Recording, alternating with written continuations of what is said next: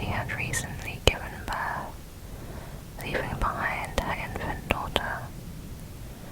On September 2nd, 1994, around 7 p.m., Mayumi told her sister Yoko that she was going out to meet with her female classmate and left. The next day, Mayumi does not return home. Yoko contacts the classmate who says, "I hadn't made any plans to meet Mayumi." Later that day, a note is found inside Yoko's wardrobe which reads, "I betrayed my husband. I am dating Mr. A, but I was betrayed by Mr. A. Punish me. I'm very sorry, everyone." At the bottom of the memo is A's phone number. Yoko contacts A, who tells her, "I met with Mayumi earlier that day. If Mayumi is dead, I hope that the punishment is to go to prison." Yoko hired a private detective to track A's movements. They discovered that on March 9th, 1995, he was seen going into the woods holding 2 cans of drinks. The police searched the area but found nothing. Years later, in 2011, Super J TV channel did a segment on Mayumi's disappearance and interviewed her family.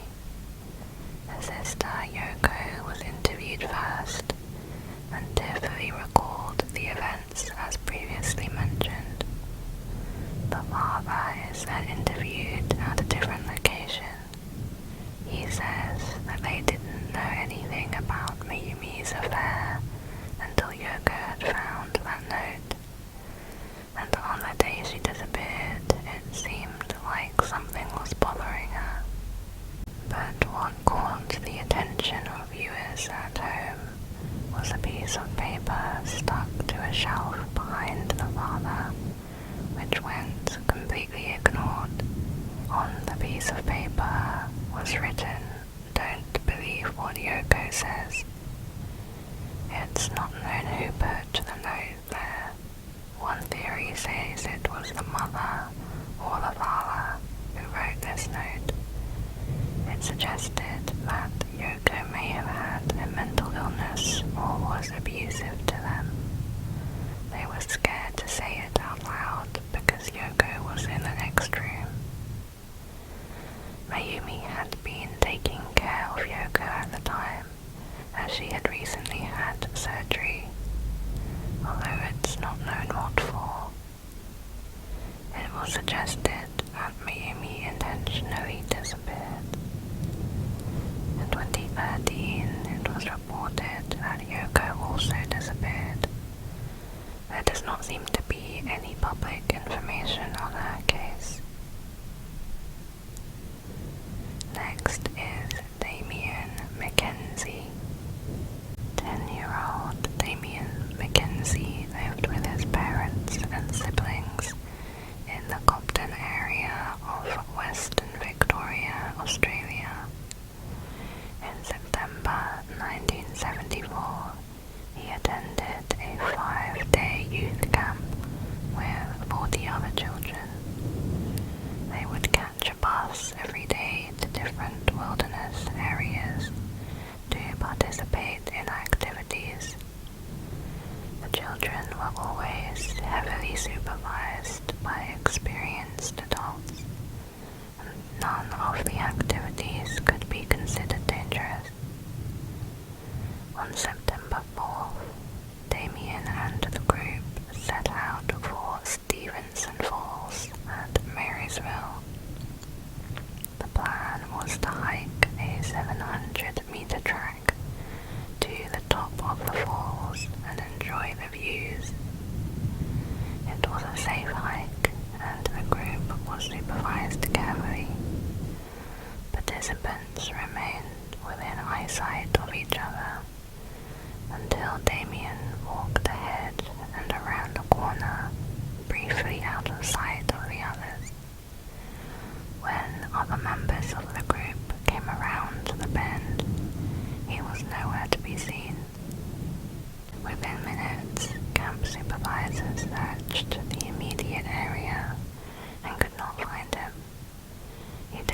respond when his name was called, and it seemed like he just vanished. They notified police. It remains one of the largest search operations in Australian history. Around 300 searchers became involved. They covered an area of around 19 square kilometers in difficult terrain and weather conditions. The official search ended after 4 days. Authorities expressed little hope for finding Damian alive. Family, friends, and local volunteers continued to search for Damian over the years. No trace of him was ever found. The main theory is that he got lost and then fell or died of hypothermia. But this baffled investigators, because if he'd wandered off the track and was lost, he couldn't have gotten far enough to not hear his friends and camp supervisors calling his name minutes later. If he'd fallen unconscious in those few moments, maybe he wasn't able to respond. However, he would have been so close that the search party would almost certainly have found him. There was no indication of a struggle or suspicious footprints, which seems to rule out foul play. Next is Megumi Yokota. Megumi Yokota is a Japanese girl who was abducted by a North Korean agent in 1977 when she was 13 years old.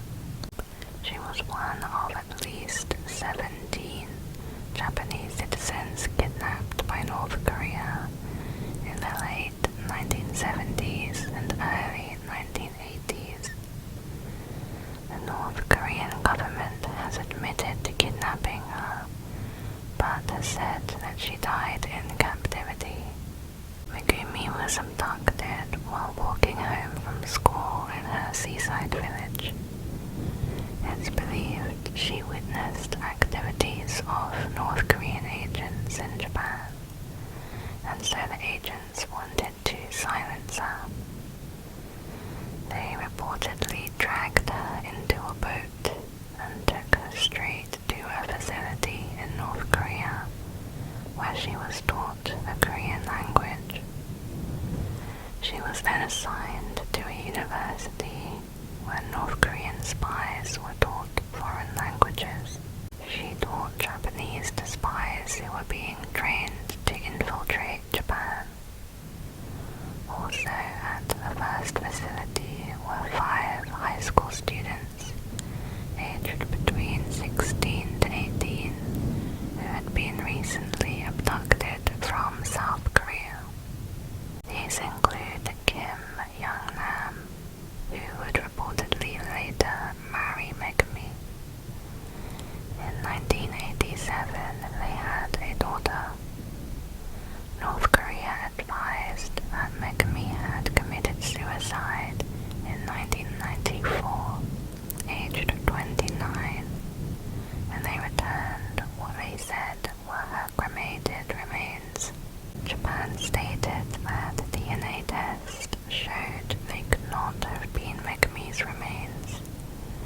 Although it was later reported the sample may have been contaminated, meaning the results are inconclusive. Recent North Korean defectors have confirmed Megumi is still alive. A South Korean magazine stated a 2005 directory of Pyongyang residents listed a woman with the same birth date as Megumi and a similar spouse name to Megumi's husband. Sources later indicated that this was actually Megumi's now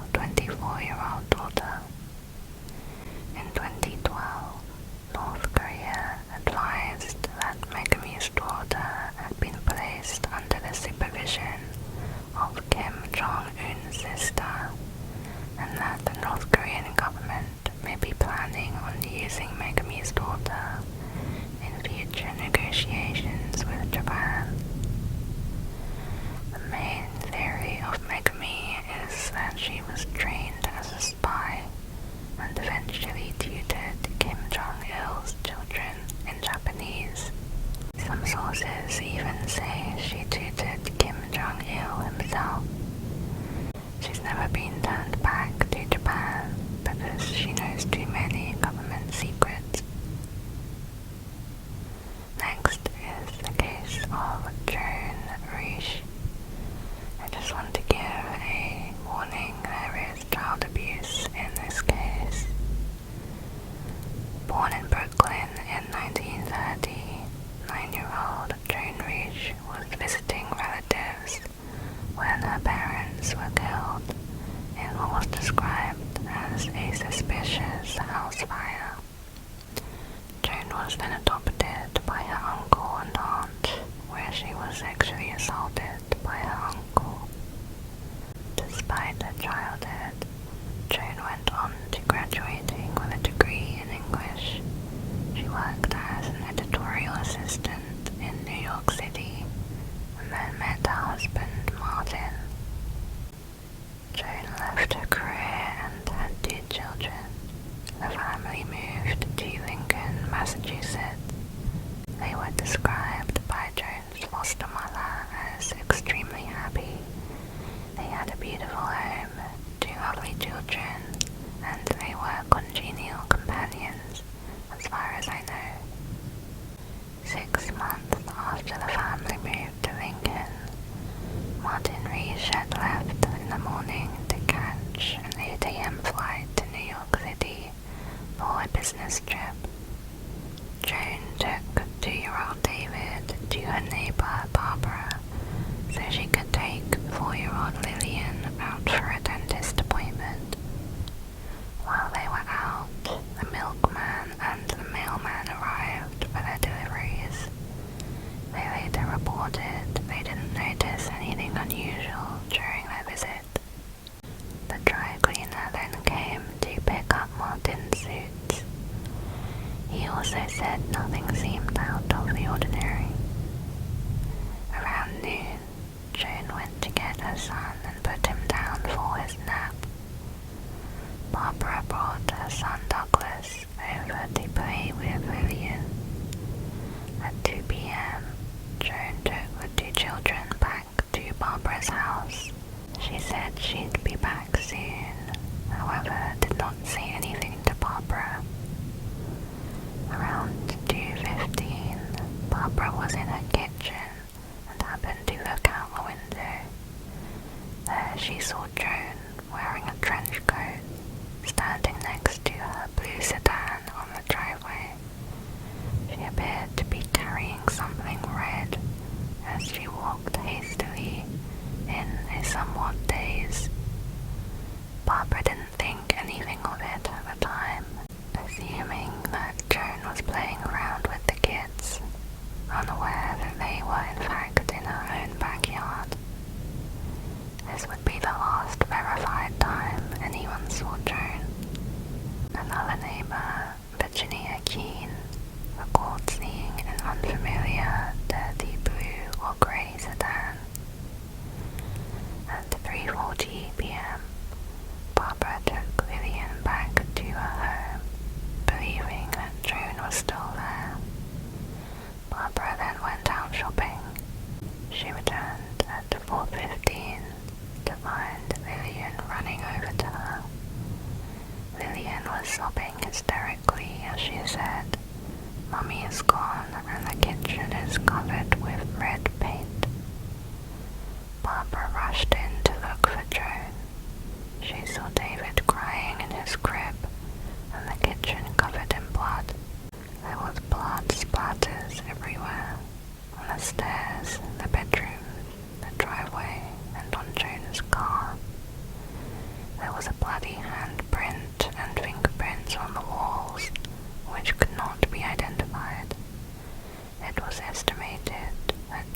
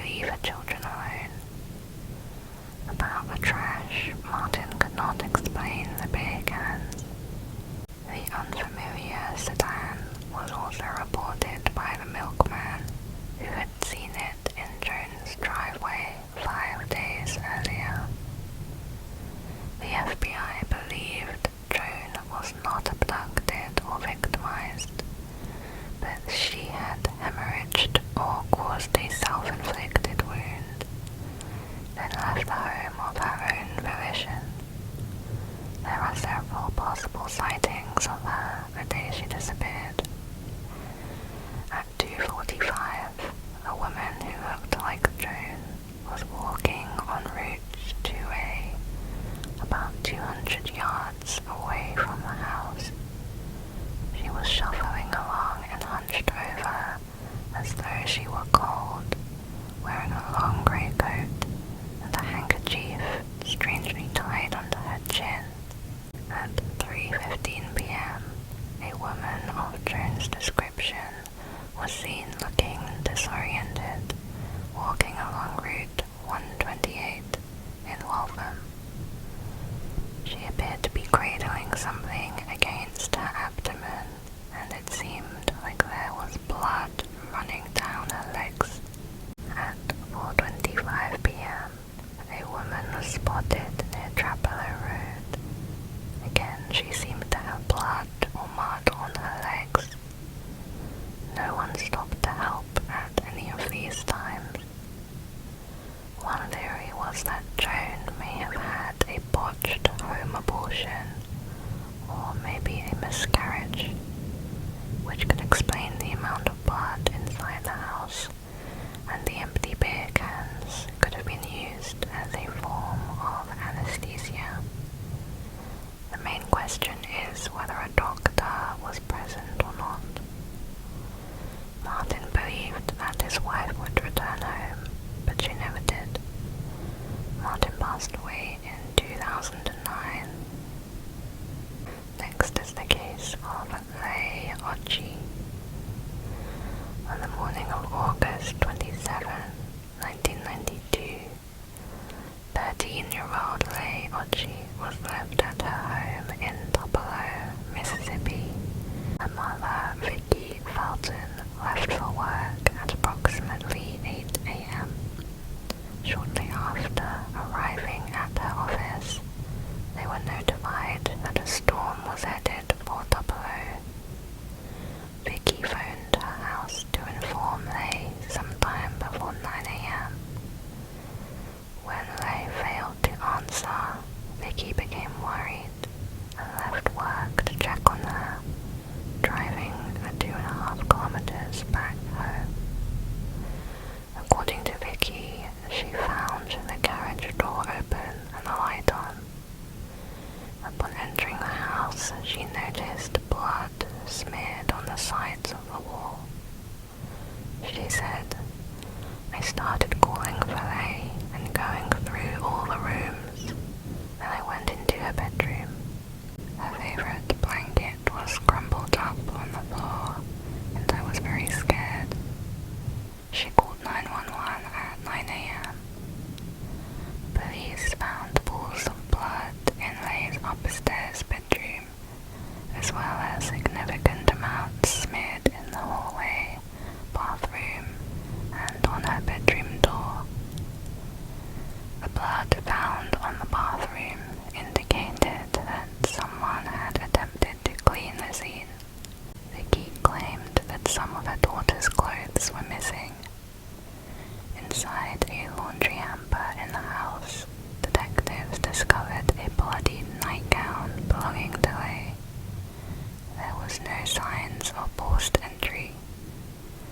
Tupelo Police Chief stated, "Because it looked like the blood had dripped down onto her nightgown, you would think the injury had to be above the neck, possibly." Leigh's father, Donald, said, "My theory is that some bastard beat that child to death in that house." He said he was told by several locals to look at her mother. However, he commented, "I already was doing that. I don't know if her mother was involved." Donald described Vicki as highly intelligent and a neat freak. She was a trained interrogator. He said Vicki had a very bad temper and her relationship with Leigh was strained. Vicki failed 3 lie detector tests in relation to Leigh's disappearance. One theory was, in the morning, Leigh and Vicki had a fight. Vicki shoves Leigh, who hits her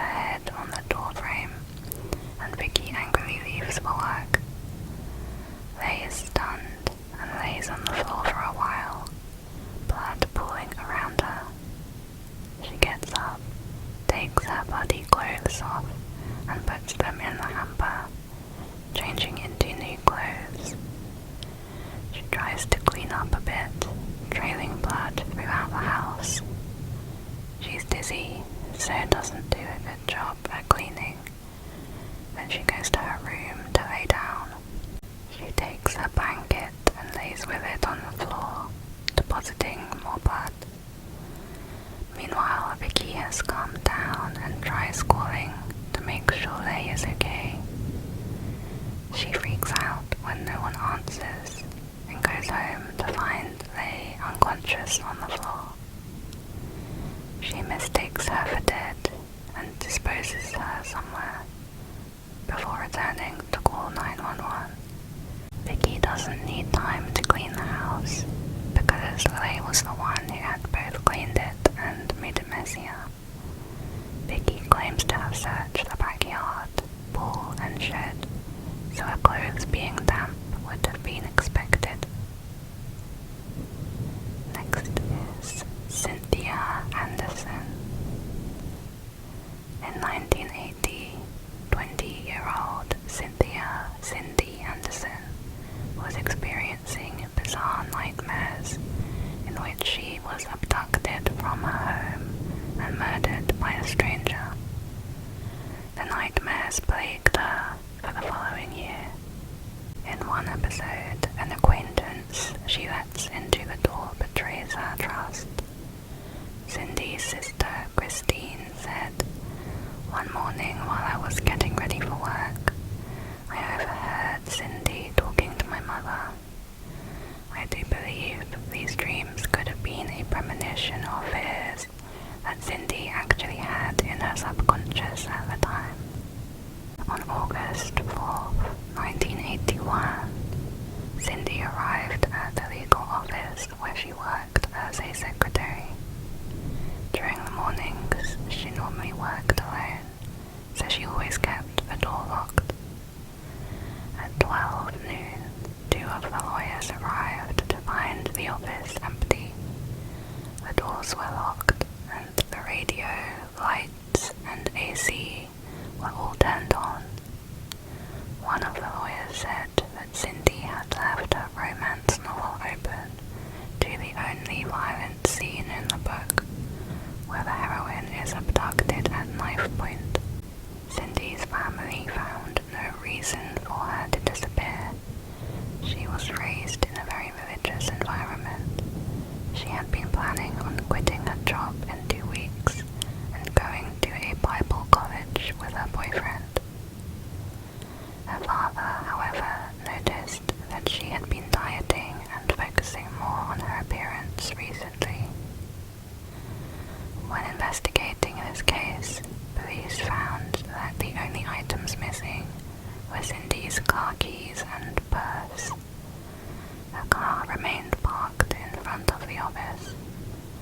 There was no evidence of forced entry or struggle. No calls were answered by her after 10 a.m., so it is believed that she was abducted around that time. Her bank account, which had a substantial amount of money, was never touched. A client of Cindy's, Larry Mullins, claimed that the day before she vanished, she received a call from an unidentified person, and she was apparently scared by this caller. The person phoned the office twice while Larry was there. He asked her if something was wrong. She said they had been receiving similar calls, but did not say what they were about. Another lead focused on an unidentified writing on a wall near the office, which read, "I love you, Cindy," by G.W. Cindy first noticed it 10 months before her disappearance. It had been visible for 6 months before it was covered up, but just a few weeks later, it appeared again. Several people with the initials G.W. were questioned, including a maintenance man who had keys to the office. However, there was no evidence tying him to her disappearance. A month after Cindy vanished, a woman called to report that Cindy was being held in the basement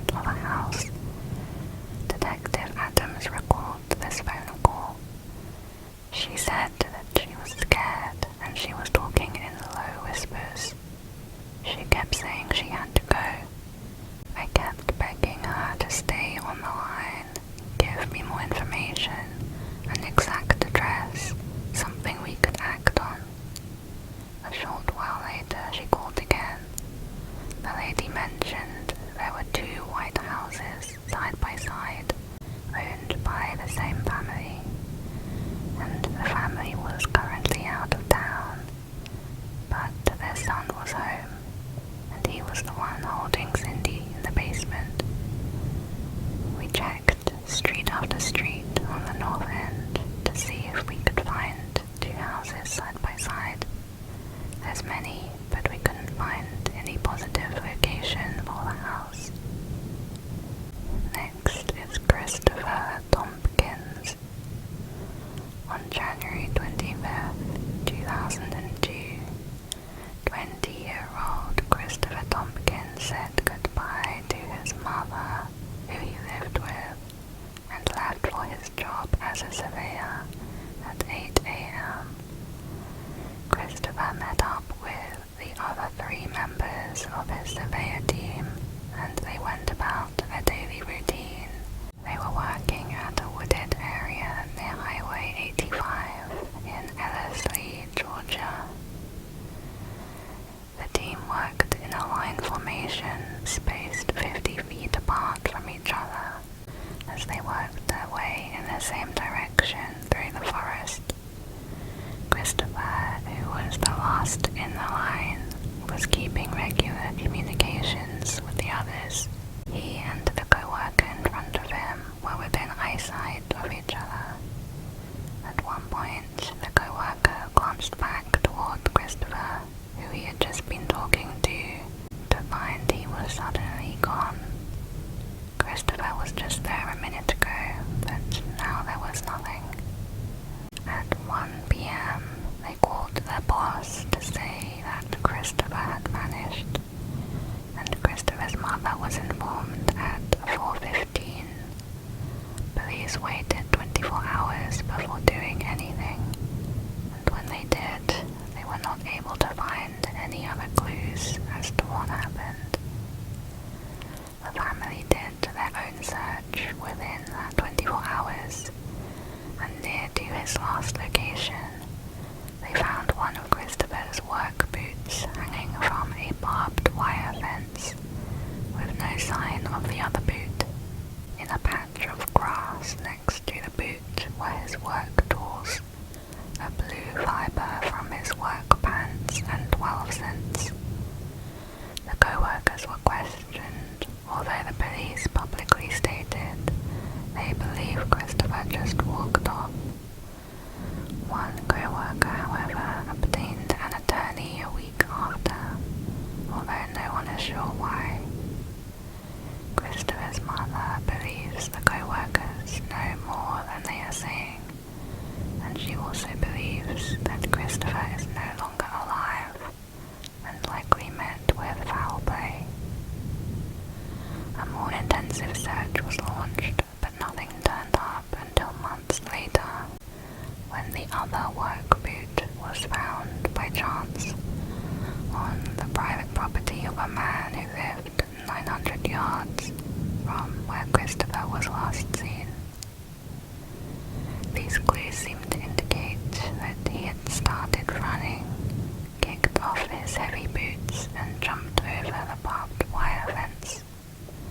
What he could have been running from is not known. Next is the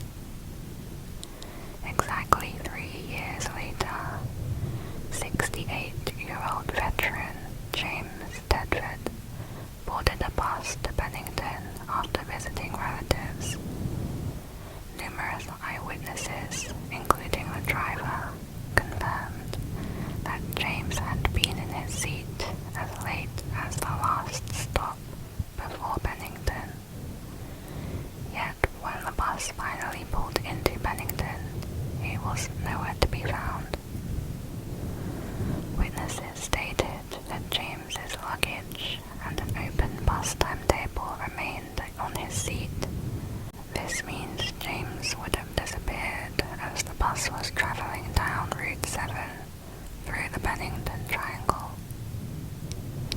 A year later, in October 1950, 8-year-old Paul Jepson went missing. He was last seen by his mother playing in the family pickup truck.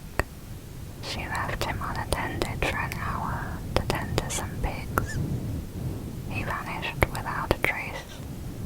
The sheriff brought in a bloodhound who was able to pick up his scent, but lost the trail at a nearby crossroads, suggesting a possible abduction by a motorist. Some suggested the perpetrator was the parents. 2 weeks later, 53-year-old Frida Langer, an experienced hiker and survivalist familiar with the area, went missing in the Somerset area. After hiking half a mile with her cousin, Frida fell into a stream and headed back to their camp to change clothes where her husband was resting. She didn't make it to the camp. 6 months after she went missing, her body was found near the Somerset Reservoir, an open area that had been searched extensively numerous times before. The body had decayed so badly that no cause of death could be determined. Out of the 5 cases, this is the only one where a body was found.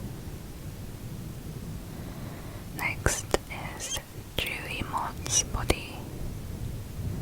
On August 8, 2015, Julie Mott died following her battle with cystic fibrosis at the age of 25.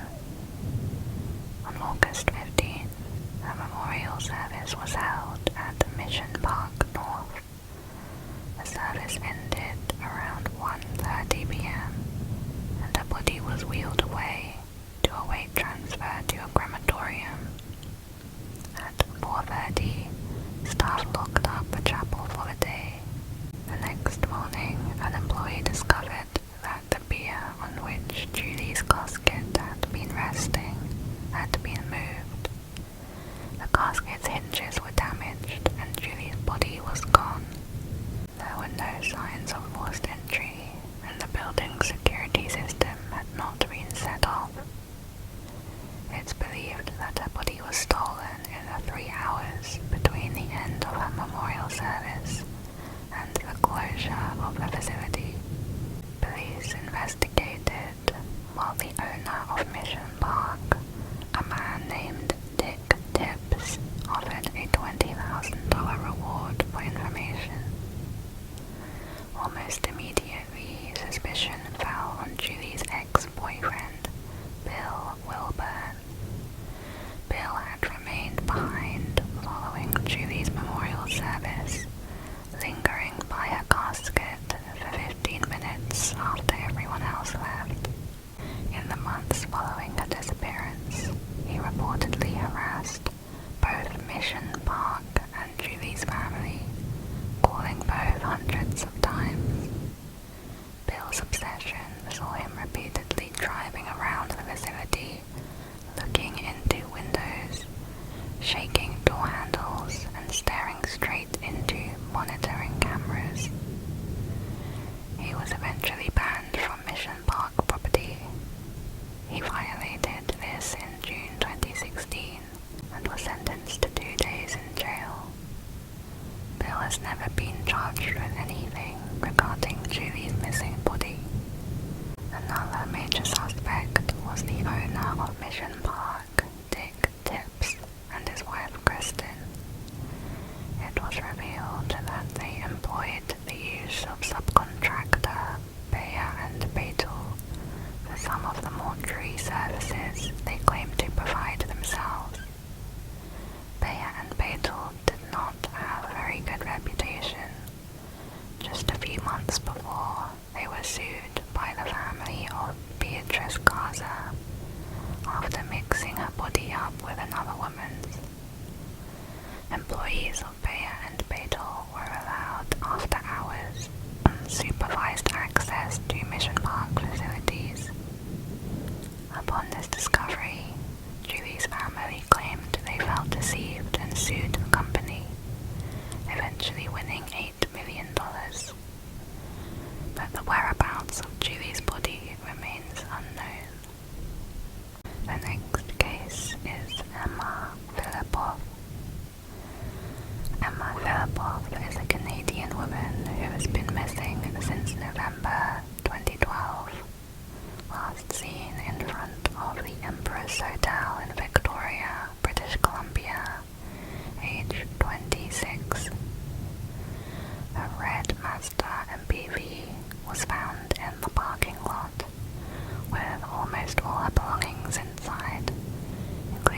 passport, clothes, camera, and laptop.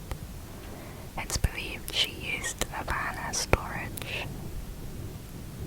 In the days before her disappearance, Emma had phoned her mother in Ontario, asking if she could come home.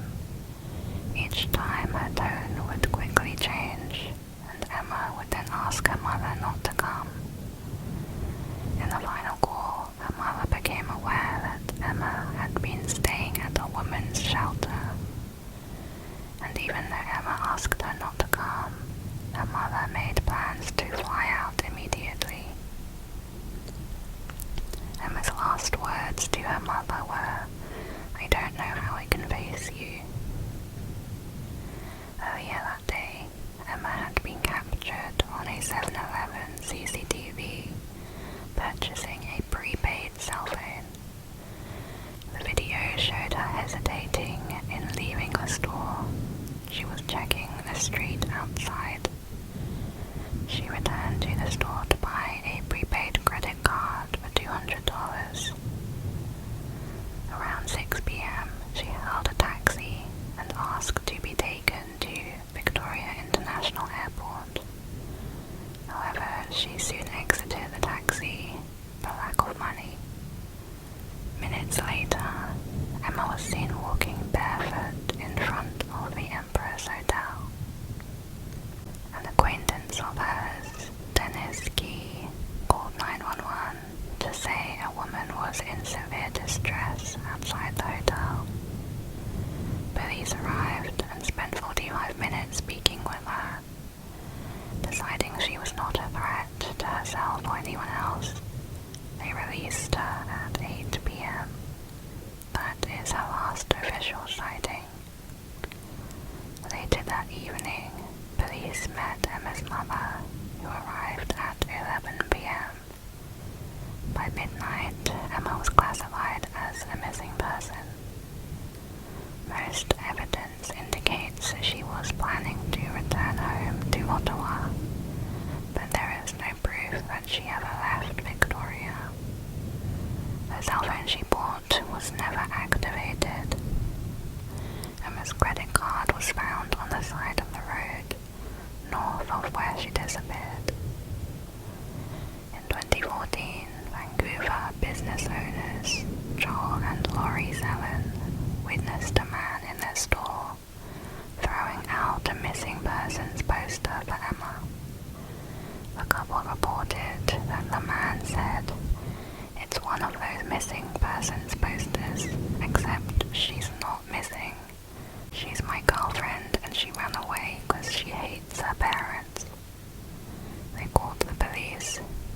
Although security video captured an image of this man, he has not been identified.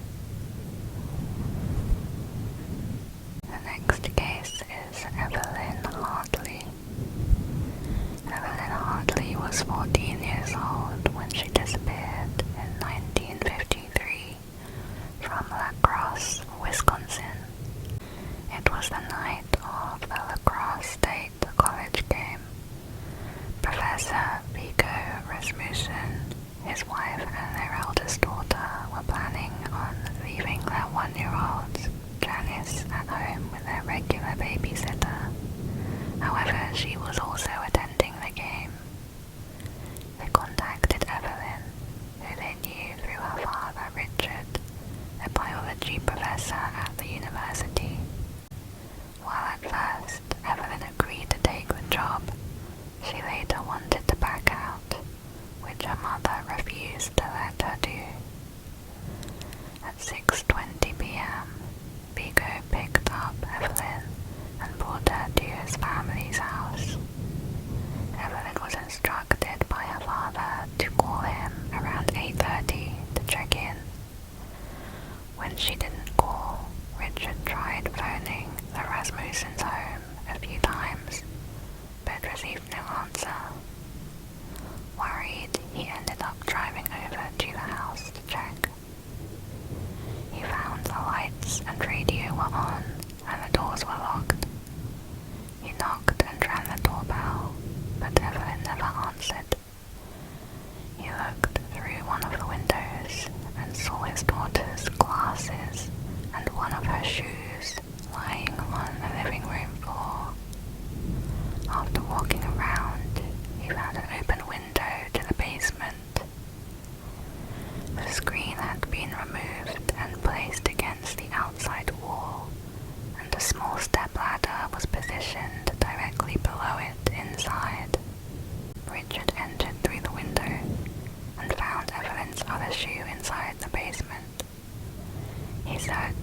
each room, found no sign of his daughter, but saw baby Janice was sound asleep in her crib. In the living room, Evelyn's school books were scattered and her glasses were broken. He called the police, who found pry marks on 3 of the windows, showing someone had attempted numerous times to break inside before entering through the basement. There were several areas where blood was present which matched Evelyn's blood type. There were 2 pools in the yard and more located inside the house near the basement window. A bloody handprint was located on the wall of the garage, and more stains on the outside of a neighbor's house. Given the amount of blood at the scene, it was theorized that Evelyn's abductors had been carrying her through the yard, but had to stop and put her on the ground. Footprints were also located by the basement window and in the living room, which appeared to have come from a pair of sneakers. Several days after Evelyn disappeared, a pair of blood-stained underwear and a brassiere were found 2 miles south of La Crosse. The blood in the underwear was determined to be menstrual blood of Evelyn's blood type. A pair of blood-stained men's pants were found 4 miles down the same road. More items were later found. A pair of size 11 Goodrich sneakers and a size 36 denim jacket. Again, the blood on these items matched Evelyn's blood type, and the shoes had a pattern similar to those footprints found at the Rasmussen's home. During the first year, over 3,500 individuals were interviewed. Evelyn's father and Viggo Rasmussen were given polygraphs and passed. Investigators were never able to connect the evidence to anyone. It is thought that this was not a random crime, and perhaps the regular babysitter was the real target, not Evelyn. And next is the case of Laureen Rahn. In April 1980, 14-year-old Laureen Rahn vanished from her home in Manchester, New Hampshire. On the night of her disappearance, she invited a male and female friend